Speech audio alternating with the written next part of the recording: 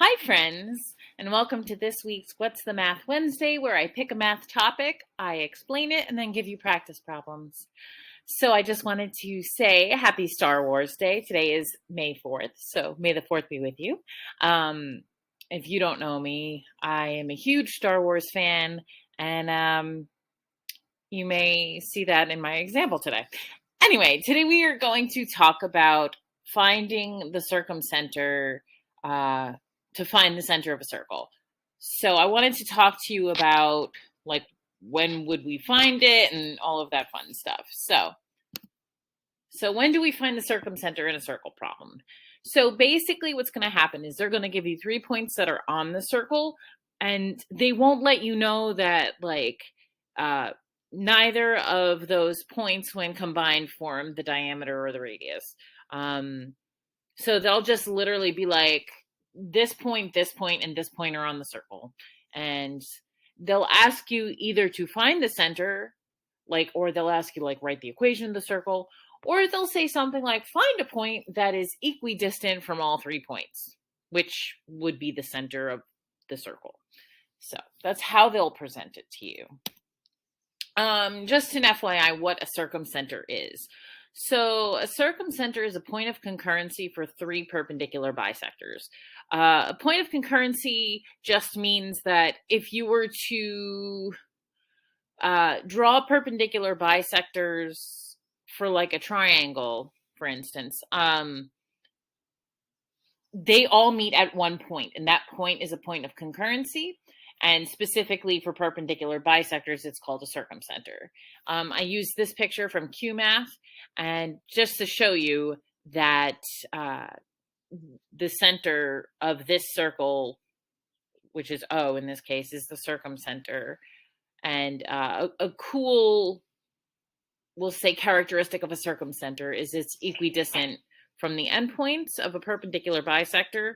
It's also equidistant from the vertices of a triangle. If you were to connect the 3 points that are given to you and form a triangle, it's equidistant from those vertices. Okay, so how do you find the circumcenter? So in order to do that, you'd have to do perpendicular bisectors. So you'd have to make 2 of them. You don't need to make 3 of them, you just have to make 2. So you're going to pick 2 coordinates to make a segment, and then you're going to find the midpoint of that segment. Here's the midpoint formula. So you're averaging the x's and averaging the y's. It's a point, so you're going to write it as a point. That image is from Khan Academy. So you're adding the 2 x's, dividing by 2, adding the 2 y's, and dividing by 2. Then once you do that, you ultimately want to find the perpendicular slope. So you would find the slope of that segment first, which you would do the difference of the y's over the difference of the x's. And then what you would do is once you found that value, you would flip the number and change the sign, and that would be the perpendicular slope. And guys, don't worry, I'm going to go through an example. I'm just trying to give you a little bit of a background of what we're doing first. Okay, so once you have the midpoint and the perpendicular slope, then you're going to use those values to write the equation of the line. So you would use y equals mx plus b, where m is your perpendicular slope, the x and the y are the coordinates of the midpoint, and you're solving for b. And then once you solve for b, you would write the equation using just the slope and the b. And again, the slope would be the perpendicular slope. And once you have that equation, you do the same process for another segment. Because you want to see where at least 2 perpendicular bisectors meet. So you would need 2 equations. And then you would use systems to find that. So let's go through one. So this is where you will see my love for Star Wars. I made up this problem. These values are all from my head. And the word problem I made up too.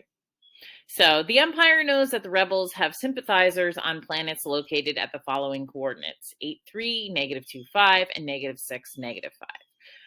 Find the coordinate for the Death Star where it would be equidistant from all 3 planets. So again, huge Star Wars fan. This is one example of how they may say to you, hey, find the circumcenter. So you know circumcenters are equidistant from the 3 points on the circle. So here we go.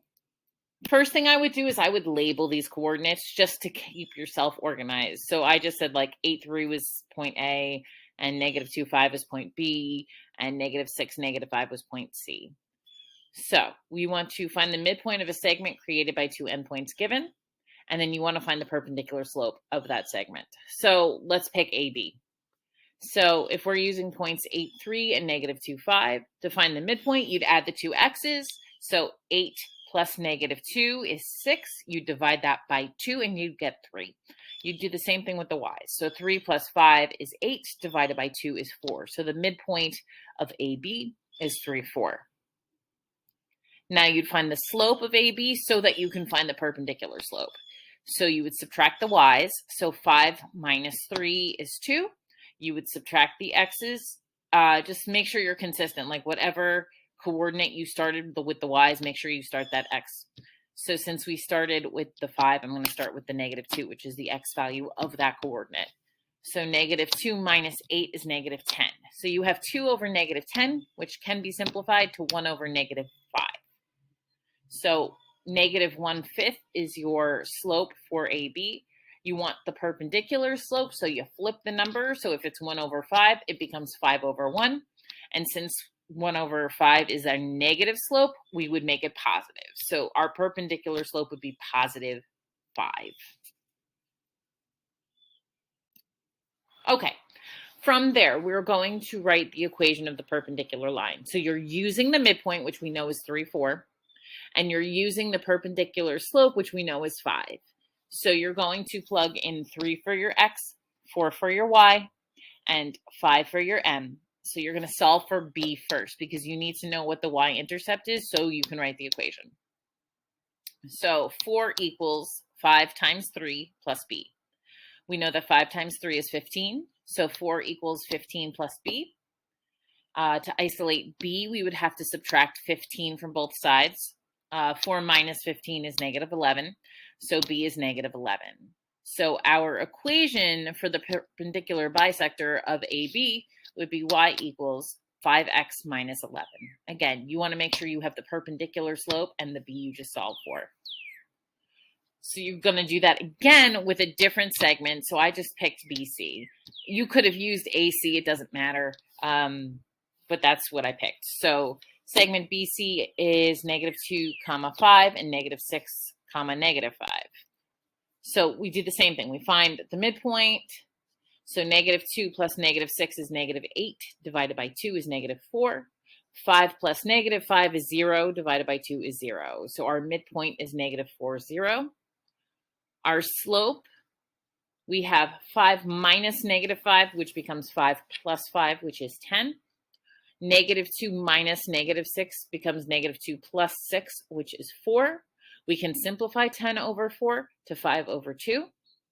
And then the perpendicular slope, we would flip it. So if we start with 5 over 2, it would be 2 over 5. And since 5 over 2 is positive, the perpendicular slope would be negative. So our perpendicular slope is negative 2 over 5. Okay. So now we're using the midpoint, which is negative 4, 0. And we're using the perpendicular slope, which is negative 2, 5. So again, the negative 4 goes in for your x, the 0 goes in for your y, and negative 2/5 goes in for your m. You solve for b first. So 0 equals negative 2/5 times negative 4 plus b. So negative 2/5 times negative 4 is positive 8/5. So 0 equals 8/5 plus b. Now, I don't like to work with fractions, so what I do is something called sweeping. So when I get to this point, I look at the bottom number in my fraction and I multiply everything by that number. So that bottom number is 5. So I'm going to multiply the 0 by the 5. I'm going to multiply the 8/5 by the 5, and I'm going to multiply the b by the 5. So 0 times 5 is 0. 8/5 times 5 leaves you with 8, and 5 times b is 5b. If anyone needs just a quick video on sweeping, I would be glad to do that for you guys. Just let me know in the comments. So I have 0 equals 8 plus 5b. I know I need to ultimately isolate b, so I subtract 8 from both sides. I get negative 8 equals 5b. Then I divide both sides by 5, so I again can isolate b, and I get that b is equal to negative 8 over 5. So my first equation for one of my perpendicular, or my second rather, I'm sorry, my second equation for my perpendicular bisector is y equals negative 2/5 x minus 8/5. So then what you want to do is you want to take both of those equations and use that in systems. So we have y equals 5x minus 11 and y equals negative 2/5 x minus 8/5. So since they both equal y, they equal each other. So I have 5x minus 11 equals negative 2/5 x minus 8/5. Just as a side note, I'm using substitution. That's the process I'm using at this point. So from there, I sweep again like I did before. So you'll see on the right side, my fraction is 5 for both of those, the bottom number. So I just multiply everything by 5. So the 5x becomes 25x, the negative 11 becomes 55. The negative 2/5 x just becomes negative 2x, and the negative 8/5 just becomes negative 8. Again, I do this so I can work with whole numbers because it'll give me a fraction at the end if I'm, doing the process correctly. So from here, I'm going to add 2x to both sides. That'll give me 27x. I'm going to add 55 to both sides because, again, I want to get the x's on one side and the constant values on the other. So adding 55 to both sides will give me 47. So I have 27x equals 47, and then I want to isolate my x, so I divide both sides by 27, and I get 47 over 27 equals x. Now, you're probably going, oh, well, why can't I just put that in a decimal form? Now, I'll be honest. When I taught this in my honors class, we left it in fractional form. I always told them to leave it that way because if you round, you're going to get further and further away from your actual answer. So I always had them keep it in fractional form. If you have a fraction that's a quick terminating fraction, like a half, for instance, then you can turn that into a decimal because it's, like 0.5, or if it's like a quarter, 0.25. But if it's something like this where it's going to be a long decimal, I wouldn't round. I would keep it in fractional form and just do it that way. So from here, you want to plug 47 over 27 into your x, into either of these equations. I picked y equals 5x minus 11 to plug it into just because it's an easier equation to plug into. So y equals 5 times 47 over 27 minus 11. So I multiplied the 5 by the 47 over 27 and got 235 over 27. I also converted the 11 to be a value that's over 27. So that becomes, the equivalent form is 297 over 27. And that's just so I can work with my fractions. So 235 minus 297 is negative 62.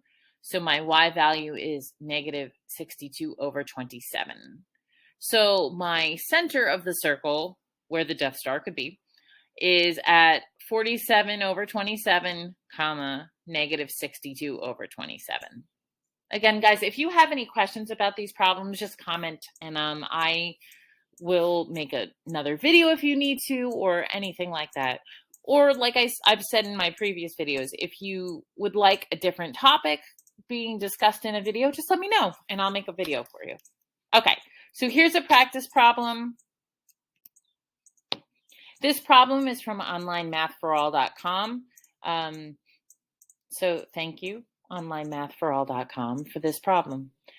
Okay. So A, which is 0, 4, B, which is 3, 6, and C, which is negative 8, negative 2, are points on a circle. And I'd like you to find the center of the circle. Okay, guys, good luck and check back later for the answers. Have a good one, guys.